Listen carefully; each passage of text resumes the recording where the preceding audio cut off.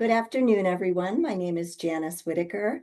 It's my pleasure to serve as the CGNE administrator, as well as the host of the CGNE seminar series. I'd also like to introduce Jenny Rank. Jenny is our CGNE education program specialist who provides a wealth of assistance with the planning and implementation of these educational opportunities. This program is being provided by the Teresa Neese and Helen Diskovich Center of Geriatric Nursing Excellence in collaboration with the Office of Outreach and Professional Development, the Center for Nursing Research, and Age-Friendly Care Pennsylvania, all housed in the Neese College of Nursing at Penn State. Today's seminar, Advancing Dementia Care Through Technology-Enabled Evidence-Based Interventions, Bridging Innovation and Quality of Life, will be presented by Dr. Ita Saragih. Before she begins her presentation, there's several announcements and disclosures. Penn State Ross and Carol Neese College of Nursing is approved as a provider of nursing continuing professional development by Pennsylvania State Nurses Association, an accredited approver by the American Nurses Credentialing Centers Commission on Accreditation. Participants with a valid RN license that attend the entire activity and complete the post-event evaluation within 1 week can earn 1 contact hour. Partial contact hours are not awarded. Certificates will be emailed to RN participants meeting all requirements within 1 month following the seminar. And just as a reminder, we are recording the seminar. After Ita provides her wonderful presentation, you will have opportunities to ask questions and engage in discussion. You can do that by entering information into the chat, or if you select the raise hand feature, Jenny will unmute you so you can share your thoughts aloud. At the end of the webinar, the post-evaluation link will pop up in your browser. It will also be emailed to you within 24 hours. This is required for RNs seeking contact hours, but we do ask that all participants complete this to provide us some data as well as some feedback on the seminars. If you have any questions or concerns, you're always welcome to reach out to cgne@psu.edu. And next, it's my pleasure to introduce you to Paula Huang, CGNE affiliate graduate student. Pauline is a nurse practitioner with expertise in neurology, and she teaches undergraduate nursing courses in gerontology at our Hershey campus. Thank you to Pauline for introducing our speaker today. Hello, everyone. It's my pleasure to introduce Dr. Ita Saragih. She's a postdoctoral fellow at Pennsylvania State University.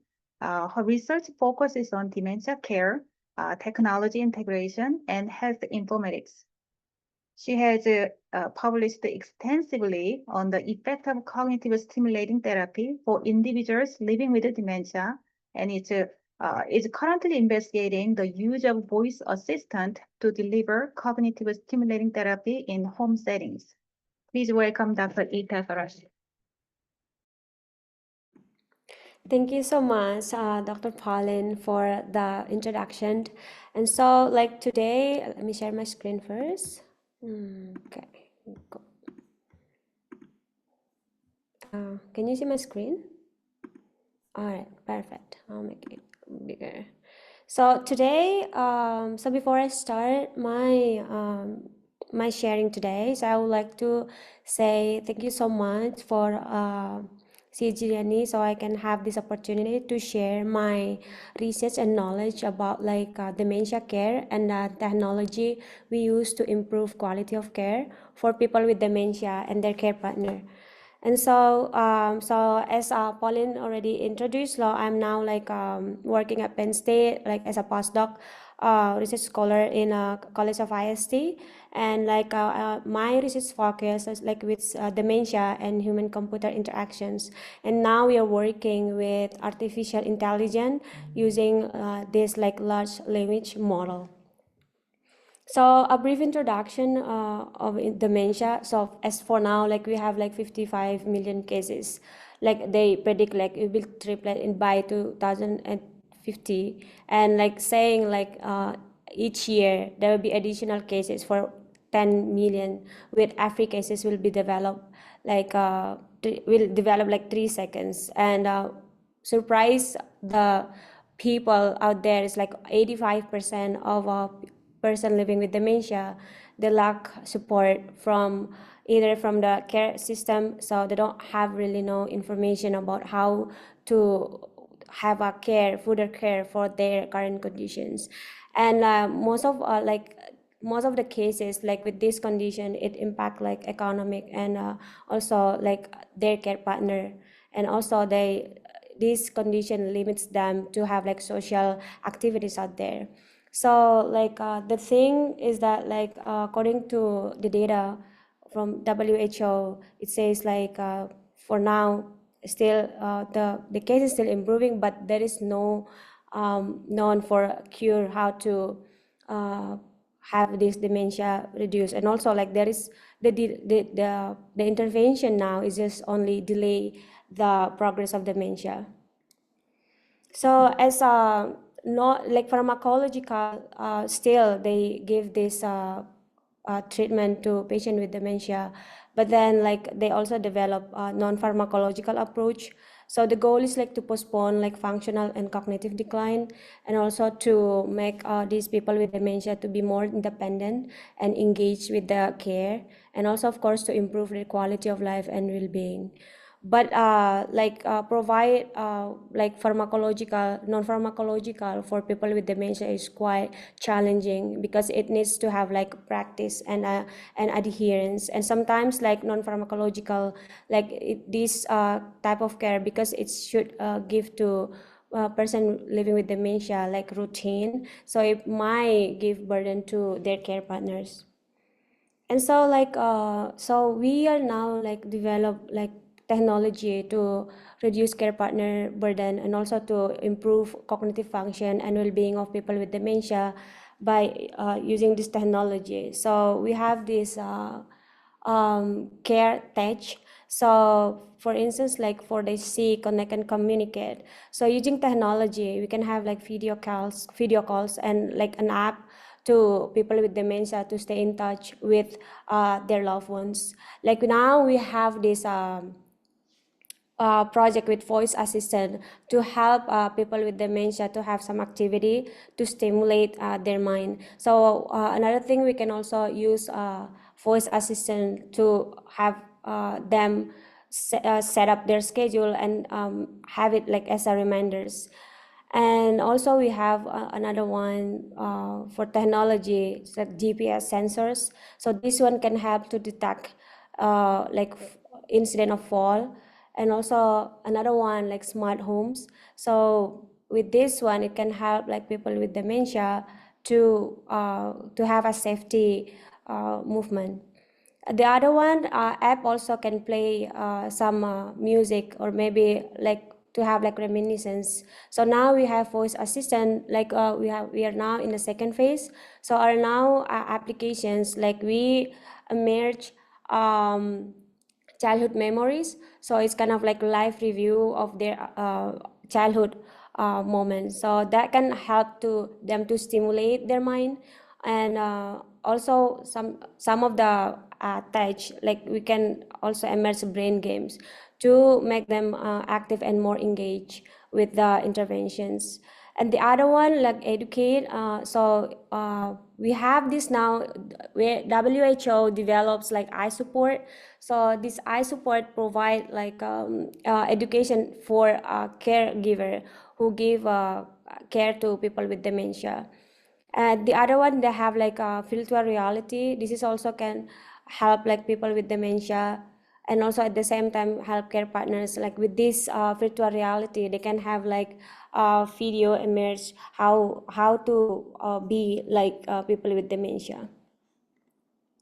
So technology makes like people with dementia, help them to have a safer environment, and also it's like since like it's smart to help people with emerge. For instance, like they emerge this video game to like virtual reality. So it helps like to have like smarter interactions, and also to help them to stimulate their mind, and also more supportive because like with, for instance, like VA, so they can use this VA and when they are at home. So everywhere with the app also they can use this app, and they can also more engage with the app since they can use it anytime as they want. So now we have like a VA to deliver cognitive stimulations therapy for people with dementia. And so with this, now we have Alexa, we call it Alexa. So with this Alexa, it helps them to have like interactions. So this cognitive stimulation therapy, which usually delivered by maybe healthcare professional or like care partners, but with the help of using VA to deliver CST, it can help to to not really exchange the role of care partner, but like sometimes it can help care partner to have like more time with them, and then people with dementia can also have like interactions with whatever time they want to interact with this Alexa. Just have like a simple command to this Alexa, it can automatically give them like, or this Alexa will follow their command. So we published this paper in like CHI conference. So with voice assistant to deliver cognitive stimulation therapy for person living with dementia.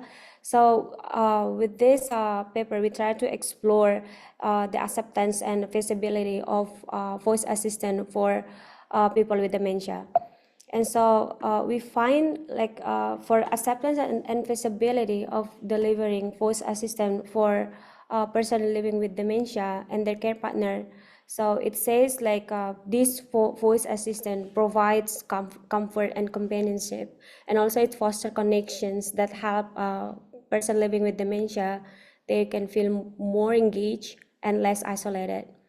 And also as this Alexa, they can have this Alexa in their house, so they perceive this as accessible platform. And as like they some of the diet side, like they have a concern with some of their privacy, but since like they don't give like confidential information, so the privacy concern using VA, it was like minimal. So as the need for personalization, according to our finding, so there is a need for matching therapy to dementia severity. For instance, we have like cognitive stimulation therapy, and we choose quiz games. And so according to our finding, those with moderate to severe, like this type of like activity won't be suitable for these populations. And so like for current project we have, so now we have childhood memories. So so these childhood memories we target for people with dementia, with mild dementia only.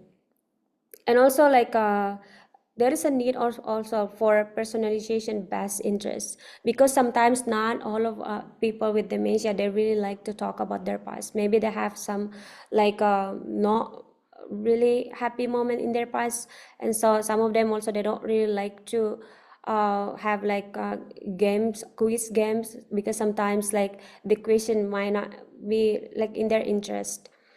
And so the third finding we have is like importance of including care partners. And so here we found that there is difficulty in independent use by person living with dementia.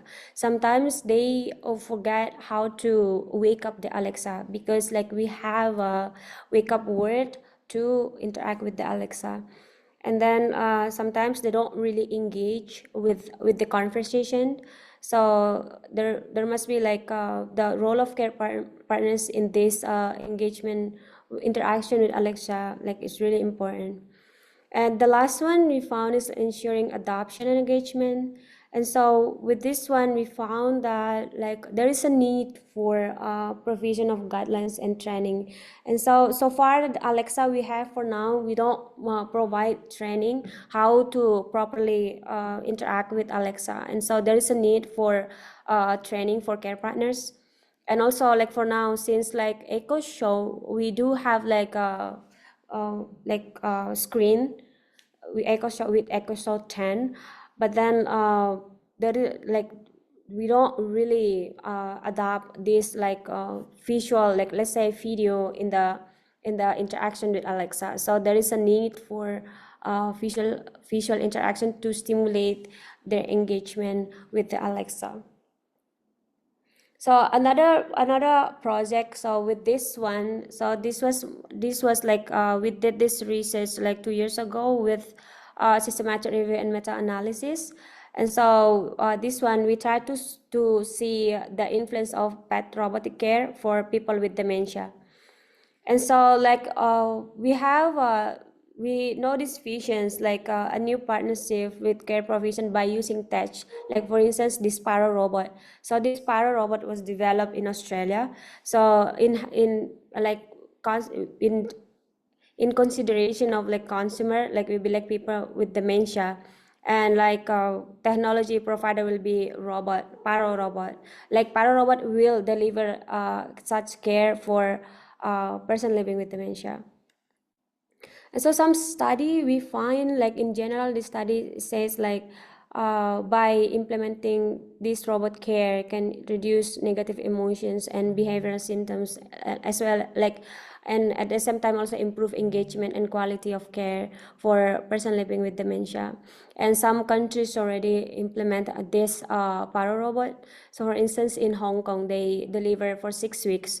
So they found like the robot care can improve emotional and communication status for people with dementia. And the other one in Australia, they have like 10 weeks study.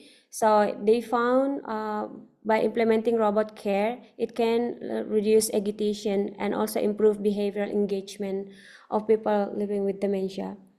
The other one, the study with 12 weeks shows that robot care intervention can improve quality of life of person living with dementia. So we try to do some like we conduct this study with systematic review. So we use 8 databases. So from Academic Search Complete, we have also Signal, Cochrane, Medline, PubMed, and like Ovid Web of Science. And the guideline we follow like Prisma, as we always like follow this guideline for systematic review. And for the population, we have people with dementia, and some keywords we found these keywords from a previous study, and also there's like mass term. And so with the intervention, we put like robotic care. So there is like types of robotic care here, so robot care, robot assisted, and also para robot. There's also humanoid robot here. With the study design, we limit to randomized control trial. So with the inclusion, as I already share with you, so we will including people with dementia, and then study who applied robot care interventions, and the study will be like was conducted in long-term care and or like in individual home, and we restrict the paper we include in our project only in English. And so for those who did not provide full, so what I want to say, like we need full text for this project. So for paper who didn't provide like or like the data we need, so we will not include the study. And so like the data, like we include, it's like we have this in a table, in Excel table. So we include like authors, country, study design, demography of the participants, like the total number of participants included in the study, and then the age, and like intervention details, like type and frequency of like a robot intervention delivered, to person living with dementia, and also the duration and the follow-up also. So we also see the extract data for like mean and SD. So for this, we will do data synthesis for our meta-analysis. So for the quality of the paper, we use like Pedro scale, but the other thing we can also use like ROB. So I usually use ROB for randomized control trial. So with this statistical synthesis and analysis, in order to pull the data, we use this formula with the R is 0.5. So with the data analysis, so we pull this data using like standardized mean difference, since the study is varied from the number and also severity of dementia. So not all the people with dementia who receive robot care with mild dementia, and type of dementia too. Sometimes they are with Alzheimer's disease. Some of them they have like this vascular or even like mixed dementia. So we applied random effect models, and for heterogeneity, so we use like chi-square and I-square too. With the proportion like more than 50%, we indicate like to have like substantial heterogeneity. And to see the result effect of like robot intervention to the outcome, so we see forest plot, and we use as data to generate the outcome. So far we found 15 study. So with this 15 study, so we found these studies were conducted in Australia, in Norway, in Hong Kong, also like in USA, like here in South Korea, New Zealand, and Spain. So participant we have like most of the participant, the majority of them, they were women, and with their mean range age like more than 70 to like 80. With the frequency and duration of intervention, they usually give this like 1 to 5 times a week, with like 15 to 16 minutes per delivery. So the range of interventions they deliver, including the follow-up, is like for 1 month to like 32 weeks. So we find from the meta-analysis, we find that, for instance, these agitations. So according to this result, we find like there is no improvement, like robot care cannot improve, like reduce agitation in person living with dementia, as they have a p-value 0.15. And the other one, we try to see anxiety. So for this anxiety, like according to the pool analysis, we also find there is no significant difference between intervention group, those who receive robot intervention, that compared to those without robot interventions. And we found here p value is like 0.68, meaning like no significant difference between the two groups. And for cognitive function, it's like surprised me too. There is no significant difference between like those receive robot care and with control group. Part of the thing we think that time, for instance, this one, maybe like the study, they have like effect size of each study. Some of the study is like too large, and some of the study like it's too narrow. For instance, like the study of Chen, so they have like a mean difference 0.22, while the study of Valenti like 0.10 here. So it might make like a variety in this pooled analysis, like which influence the effectiveness. So like with this case, we consider for further study to conduct more about cognitive function with this intervention for people with dementia.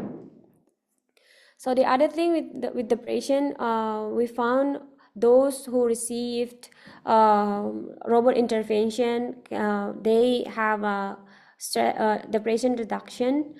We have this here like p 0.04, maybe because like with the para robot, for instance, they petting this robot, so it makes them to feel something like they have like they really enjoy the activity, they more feel they have less lonely and engage more with the presence of the para robot.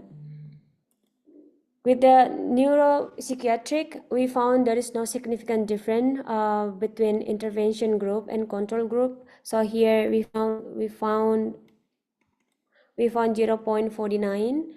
So there is no improvement in terms of like neuropsychiatric symptoms in a person who receive robot interventions. The other one is like total hours of sleep. So here we also found significant improvement in those person living with dementia who received these paro interventions or like robot intervention as compared to those with control groups. The other one is like quality of life. In terms of quality of life, we found like no significant difference in quality of life of someone who like person living with dementia who received this robot intervention as compared to those just do their usual activity. So part of the reasons those who receive like robot care improve their sleep time. Maybe like this sleep time they have like interaction with robot. So during this interaction they usually give this in daytime. So during the daytime they have like some activities and they can more engage with the para robot. So it's also increased social interaction with the para robot, so increase their activity during daytime. So it might help them to reduce daytime sleep and result in improving nighttime sleep. And those who receive robot care intervention also, it shows like had better sleep efficacy and improved nighttime sleep according to this study in 2020. So among people with dementia, the problem is always one of the problem is always about like sleep problem and walking at night, and also this problem also like it's common in people with such like in specific dementia types such like Alzheimer's disease, and also like with those with worsening symptoms of dementia, they may also feel like difficulty to fall asleep.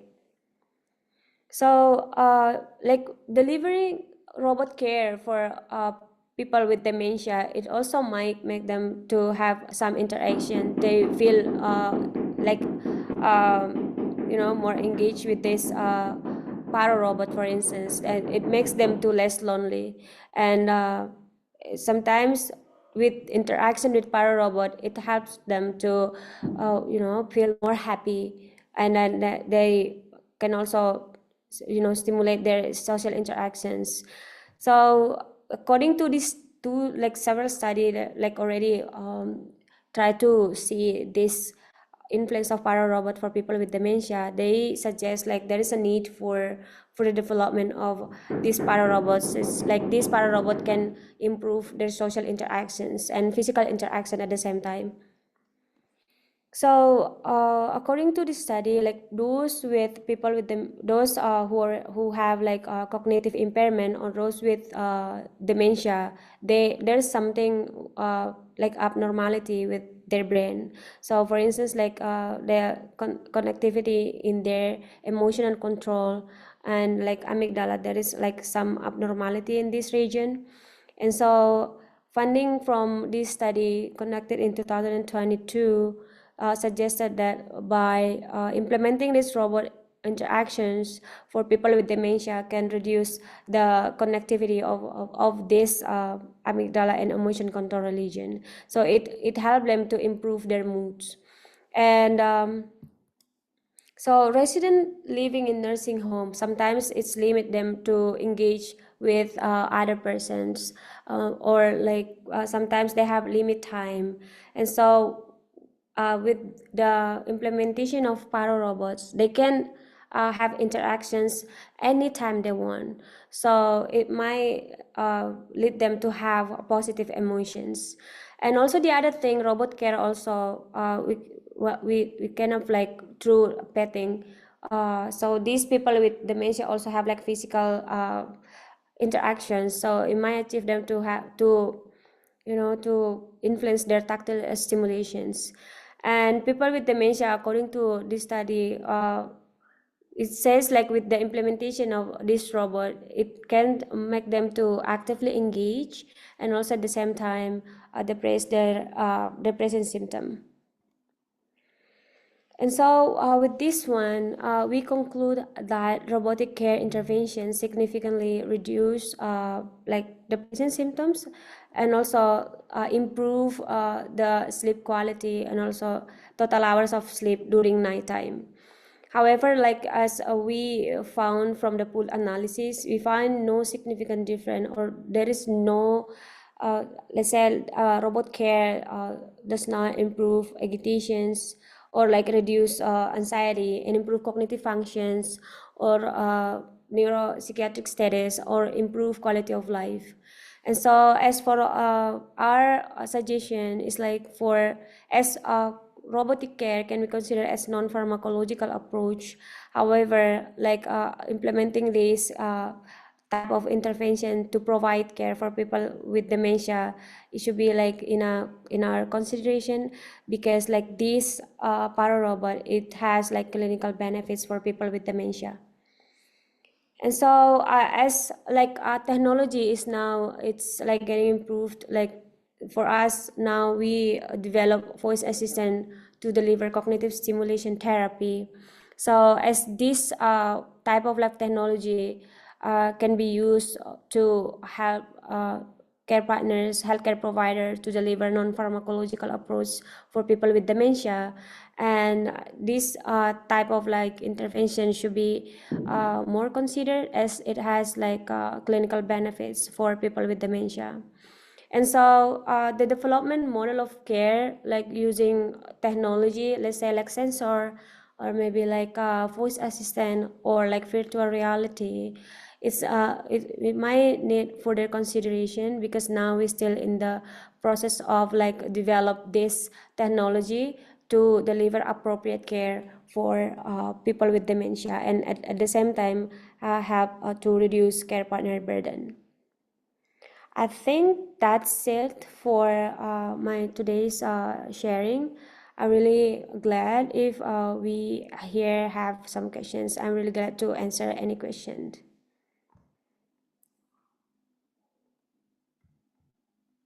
Thank you.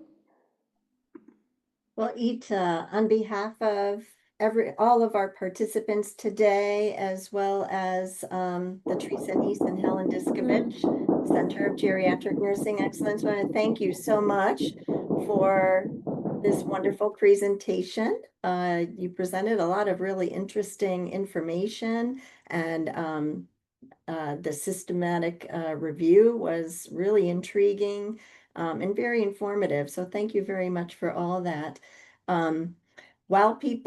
If people are interested in asking a question or engaging in discussion, just a reminder that you can put your questions or comments into the chat feature, or you can raise your hand and Jenny will unmute you so you can speak aloud. Lots of positive comments coming into the chat. Great job, really informative. Interesting to think about technology and healthcare going forward in this way. So thank you for that comment too. It is very interesting. Solomon says this is an impressive presentation. It's innovative, trying to make care more smooth for people living with dementia. And thank you. Lots of thank yous and kudos in the chat. One thing I was wondering about, when they implement the use of the robotic care intervention, I've read some literature about that before. I've seen them at conferences. Can you describe how that's actually provided to the person with dementia, and how that's implemented as part of their plan of care? Thank you, Janice. That's a great question. And so as you know, like now they have like as for instance, in Australia, they have Pyro Robot. So this is Pyro Robot, like it's like like it's like they design like a dog, for instance, like a dog robot.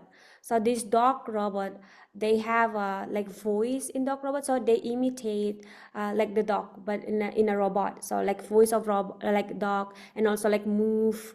And then usually with this type of like robot, they give to people with dementia. So and also like I think with this implementations with robot, I think usually they give it like in long-term care, because nowadays they like, I'm not sure if they can provide it at home, but like as far as I know, like they give it like for people with dementia in long-term care with a mild to moderate dementia. And another one in Japan, they have like humanoid robot. So in Japan, this humanoid robot, so they embedded like conversation. So it's like the same with voice assistant we have, but then like the voice assistant we have, we only like with voice command, right? They cannot see, they only see the screen and or like the device.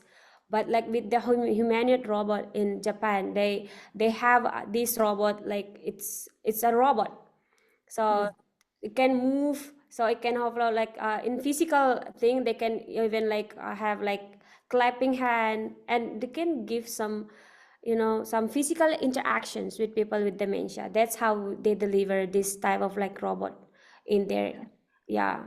Yeah, when I was a director of nursing in a long-term care setting, we did have robotic cats and dogs. Mm, And there were times where we could identify that the resident especially enjoyed having mm, pets throughout their life. mm, That was one kind of criteria we used for whether that might be a good non-pharmacological intervention. mm, We also sometimes they might be displaying some anxiety or some distress. And, so it was a little bit of a trial to see if it would help to calm them at all. mm, How did the individuals get selected for the study, and what type of observations did mm, they use to gather mm. their data? Can you explain that a So little bit? yeah, so according to, okay, so I can give one example of our current project. So current project also we use like type of like chatbot. So with current project we select those people with mild dementia, and so diagnosed by the doctor, because like with those with mild dementia, they still their cognitive still intact, so they can still understand the command. So with I think different type of robot, they like immerse different type of interventions. So it depends on the interventions we include in our, like, or we include in our technology. Like for instance, voice assistant, we have like childhood memories. So with those childhood memories, we need someone who have like good ability to have like communications, right? So those who have like speech impairment, sometimes there's a type of like in dementia, they like for instance a Parkinson disease. So some of the patients with this type of dementia, there is like like they're not able to talk properly. So with this type of like interventions, we also adjust like maybe like those with mild dementia, with like like for which year to which year they already develop dementia, because sometimes also those who already develop from mild to moderate, they cannot like participate in the study. So I think as for the study I read, for those who have like para robot, I think those participants who join their study, so as the participant characteristic in the study, they include mild to moderate. So I think it just like they don't need to have like a conversation. It just like they need to interact, like petting the like dog robot. So they know there is no need for like stimulate the brain. So I think also the main purpose, for instance, like why the study, like it shows like there is no improvement in cognitive function, but rather like mental health, like symptoms, like they kind of like depression symptoms like reduced. But in our case, for instance, in chatbot, like voice assistant, so the main purpose of this voice assistant, we use this VA to deliver cognitive stimulation. So the main purpose is to stimulate their brain through conversation. And so with the outcome, we already expect, like after they implement this VA, for instance, like 12 weeks, they will have improvement in their cognitive function and also their quality of life, since like they have sometimes those, especially those who stay at home, like their care partners, they cannot stay with them 24/7. So with the presence of VA, it can help them to make to feel like there is someone with them, even though with no presence of somebody else there, but at least when they talk, someone can reply them back and tailor to their questions. Yeah. Yeah. Thank So you. Cindy Keith says, very interesting. Thank you for bringing this information to our minds. It's great to see actual studies done on the efficacy of this type of technology. Unfortunately, sad to see 85% of these elders lack support. So, I love the idea that, you and your team are working on various ways to provide additional support. And when you started your presentation, you talked about care tech, C meaning connect and communicate, A, alert and assist, R, remember and reminisce, and E, educate and empower.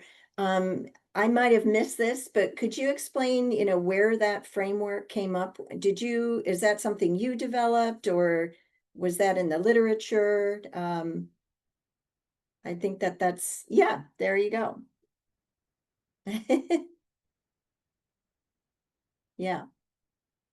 But you're on mute now, Ita. Okay, so with this one, so this is like from literature. So now we are working on like C, connect and communicate, and voice assistant to deliver CST. But here it says like with reminders. But yeah, sometimes voice assistant can also help to, to help them. This Alexa can be assumed as a reminders for them. So they can put their activities in this Alexa. Like let's say this particular time they need to have their meds, and also we can set up this Alexa. We kind of like have like this LLM also input this Alexa to fulfill these tasks as a reminders. But for us, like for our project, we use this VA as a communications. And the other thing like we are now working on is like here, like educate and empower. So with online training, so as I already explained before, like we have like I support. So WHO like developed this I support module. So this module to provide information for care partners. But the thing is like it's only online module. But some of care partners, if they are in a remote area, there is no Wi-Fi or internet connection, it will be hard for them to access informations. So with this one now, we develop some technology, like to develop an app to have this module embedded to the app to, so they can access this information easily. Yeah. Well, there are many, thank you for that explanation. I appreciate it. There are many positive comments in the chat. Very interesting topics, well presented. Great job, wonderful presentation, and sharing of this information. One question from Mary Facetta is, did you find in your research if anyone is looking at what stage of dementia these interventions work best? Really good question from Mary. I'm sorry for the voice. I'll say, Ita, we Yeah. also have noticed that you've got a Oh, little yeah. pounding behind you in the environment that you're in. I'm sorry, I think you did a great job, Sorry ignoring for the that while you sound. were presenting, but Yeah. Yeah. Yeah, that is really a great question. Thank you for the question. And Mhm. so, we, for instance, in our project voice assistant, so it's better to give this type of like non-pharmacological intervention, like we use technology to deliver this non-pharmacological intervention with mild dementia. As like this mild dementia, their mind's still active and they can like follow the comments, because with sometimes people with dementia, it's easily for them to forget, right?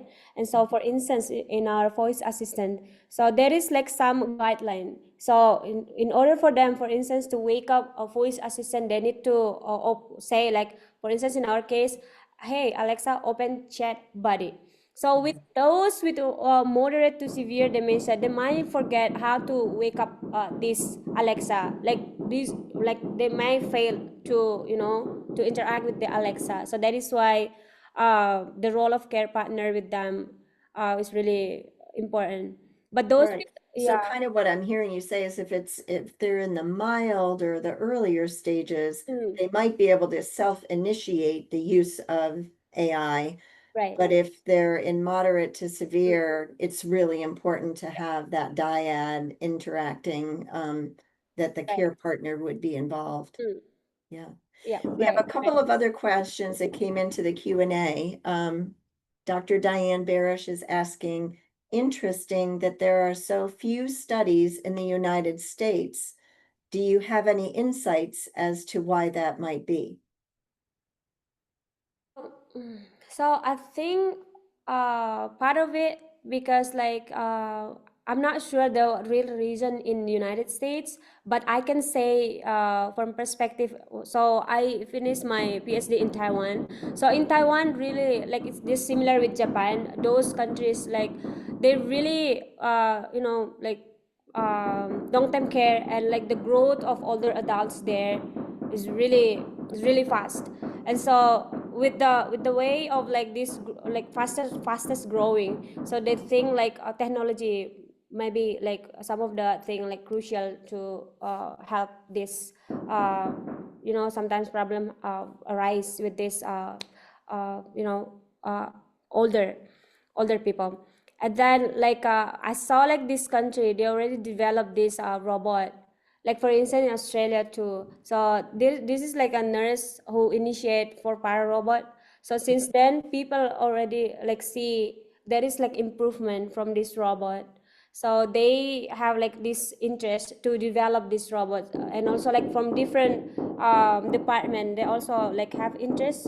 Since like dementia in some countries really crucial, like it's really a big problem with their healthcare system, like let's say like in Taiwan for instance. So I'm not sure in United States. Yeah. Well, I think there is a need in the United States. I think that your presentation provided so many of the possible opportunities for integration of technology into dementia care. So thank you for all of that. Kelly Wolgask is asking, where can we view some of the robotics that you mentioned? It would be great to see some videos of that. Do you know if there's video clips available of the Paro, for example, or other robotics that are being used?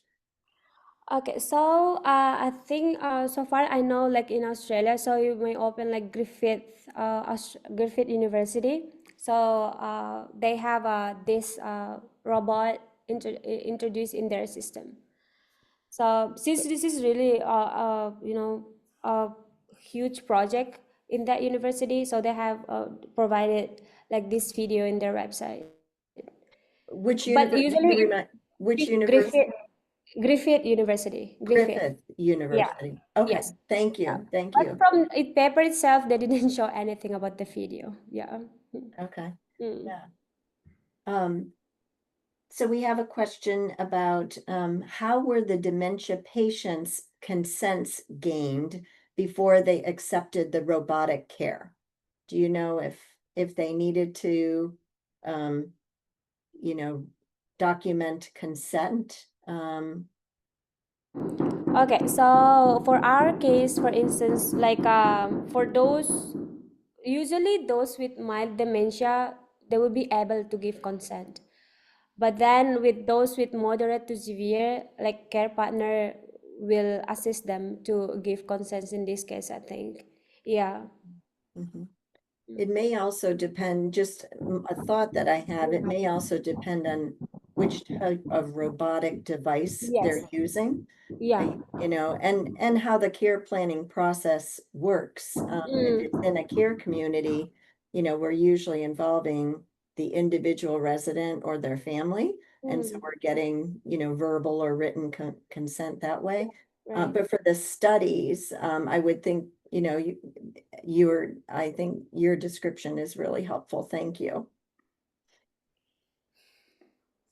So I think, you know, your findings were also very fascinating in terms of, you know, voice assistance and how that relates to implementation of cognitive stimulation therapy. Mm, Um, and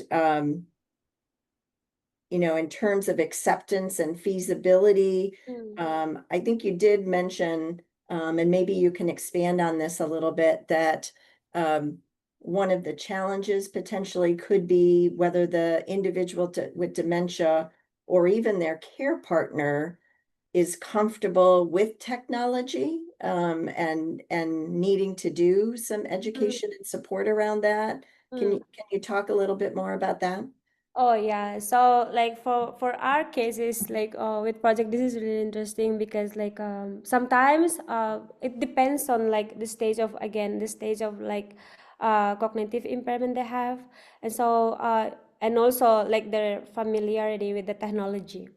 But like most of the cases, like with people with dementia, we have the age range is around like 65 above. So Okay. usually these people, they don't really familiar with technology, and so with this case they don't really want to learn something new, Mm, especially related to technology. And so with this one, I think if we provide them training and a clear guideline, and also with the help, like, you know, sometimes we need to have some demo before we have them interaction by themselves. And like with the help of care partner being present there, some like most of the care partners, usually with this case we have like their loved one, usually their spouse or family member. So far we found like care partners, most of them, they really have like sufficient knowledge related to the technology, so it won't be hard like to implement non-pharmacological intervention using technology to people with dementia. The case is only if this person living with dementia stay alone in their home. So that will be a little bit difficult. But as long as they live with their family, so there must be someone who help them to use this technology. Yeah. okay.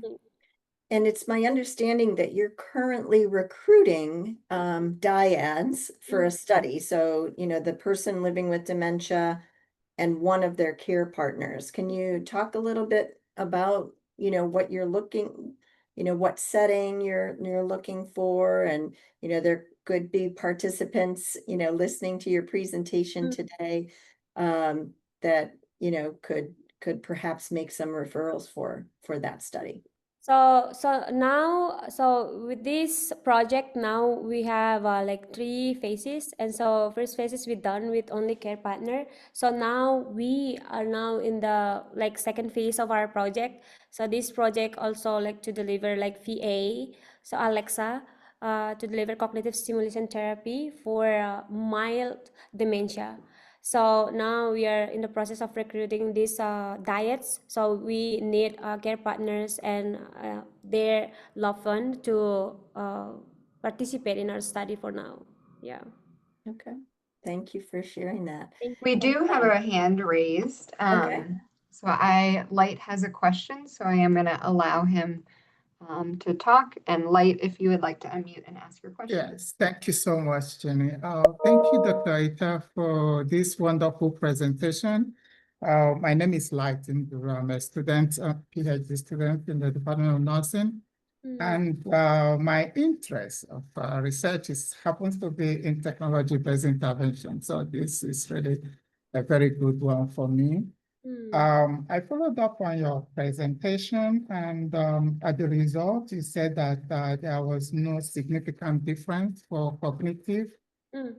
Yes, but when you were explaining, it looks like you mentioned the time duration of intervention may have affected the cognition. And I kind of heard as if it is expanded, that it might give a positive result. So I would like to understand further on the duration of intervention, and do you have interest in furthering this research, expanding the time of intervention on your participants?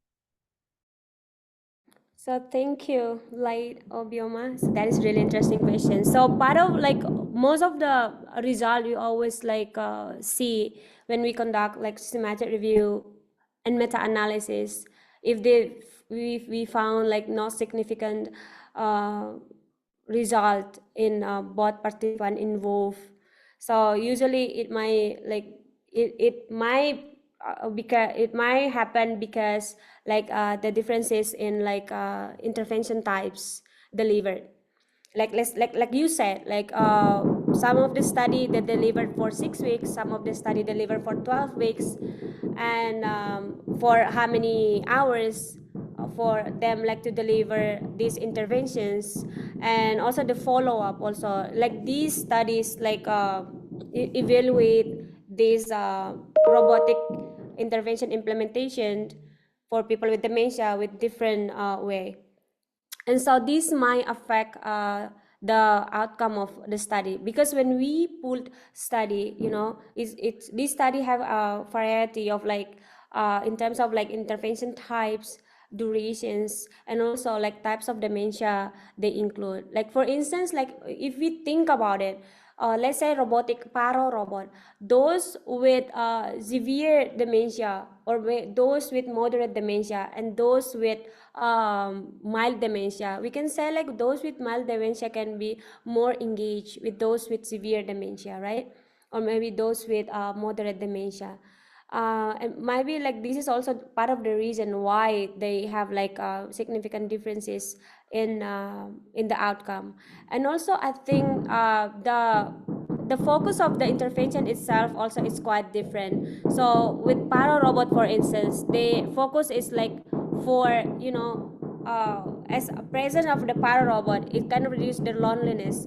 So the Paro robot itself, it doesn't talk to people with dementia. Like for instance, the conversation is not about like to stimulate the brain, right? And so with this kind of like type of like delivery, how they deliver this Paro robot, what is the content of the you know, what is the content of the interventions also like affect the outcome, what they want for people with dementia to improve after they deliver the interventions. Like for instance, in our current project, so we focus on cognitive stimulation therapy. So we want to stimulate their brain through the conversation. So obviously we want their cognitive function to be improved. Yeah. Well, thank you for that Thank you so explanation. much. We are going to need to wrap up, but I want to first thank you again, Ita, for this incredible seminar. We really appreciate you sharing all of your expertise and your work with us today. And hopefully you can stay connected with our center and our college moving forward. We'd love to have that. Thank you to everyone for participating today. It was a great turnout. We will end this seminar in just a few minutes. When the webinar ends, just a reminder that the evaluation link will pop up in your browser. If you don't have time to complete it now, all registered participants will receive an email within 24 hours with a reminder to complete the evaluation. Again, this is required for RNs seeking contact hour credits.